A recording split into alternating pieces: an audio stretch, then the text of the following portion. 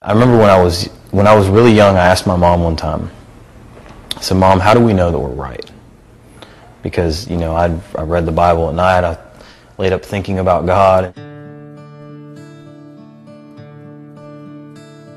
My life growing up was very good, I'd say. I enjoyed it. My mother was a single mother.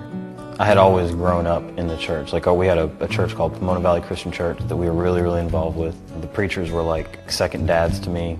My mom was involved in music in the church. All my friends came from my church background.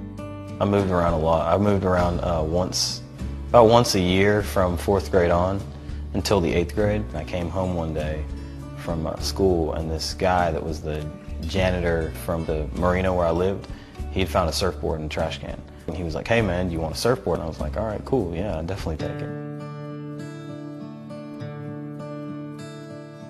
When I was 19 years old, I was sitting in my house up late talking to a friend, and he had just become Muslim. And so I asked him, "What is Islam? Like, I've heard all these things." He started to tell me, and it was the most amazing conversation I think still to this day I've ever had. Something inside of me made me feel good, and it was like a light, I felt like. And it was like I was being told the truth.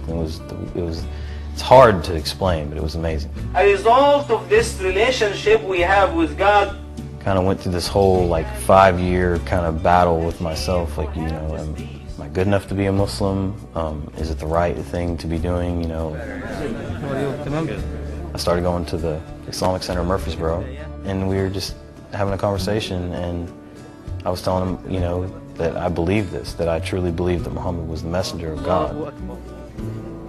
And he told me, he's like, "Man, I think you've been a Muslim for a really long time and you didn't know it." And I was like, "I think so too."